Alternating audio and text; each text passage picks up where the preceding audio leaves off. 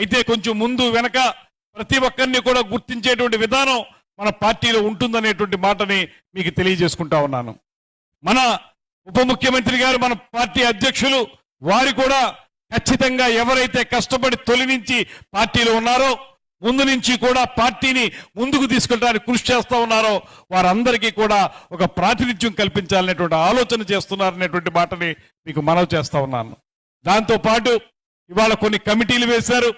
కమిటీల ద్వారా మనం రేపు 14వ తారీఖున జరిగేటువంటి కార్యక్రమాన్ని సజావుగా చేసుకోవటానికి, ముందుకు తీసుకెళ్ళడానికి కృషి చేయాల్సినటువంటి అవసరం ఉంది.